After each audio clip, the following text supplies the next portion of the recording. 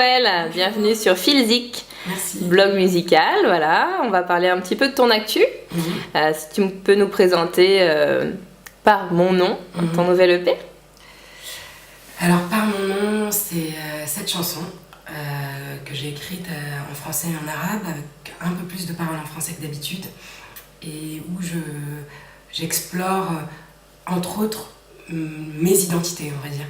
Donc ça peut être mon identité en tant que jeune femme, en tant que femme d'origine maghrébine, qui a vécu autant en France que de l'autre côté, avec ce que ça comporte des fois de stéréotypes qu'on porte malgré soi, et que des fois on a envie de s'en débarrasser, des fois au contraire on a envie de le revendiquer. Enfin voilà, j'essaye de ne pas être binaire, et du coup la poésie et la musique, qui est un langage d'émotion, qui n'est pas une parole comme ça, du coup ça me permet d'explorer tout ça et de le faire avec des nuances, enfin j'essaye en tout cas. Là, s'il y a un titre, du coup, ce serait lequel?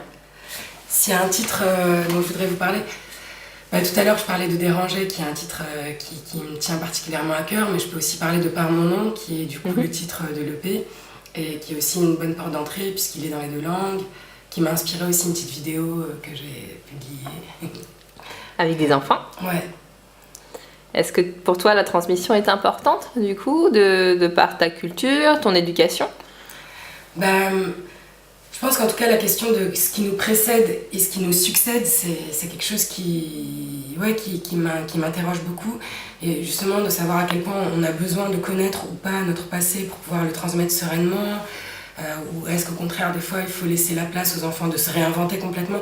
Enfin c'est des questions en fait, mais en tout cas les questions autour de l'identité et d'avoir des identités multiples et apaisées, oui c'est quelque chose d'important. Et en effet les enfants, comme c'est des âmes qui sont encore vierges de toutes ces choses politiques et sociales dont je suis assez consciente, je trouve que c'est un beau contrepoint en fait à cette conscience un peu sociale du monde, parce que du coup eux c'est comme si c'était la place à la poésie, à tout ce qu'on peut réinventer.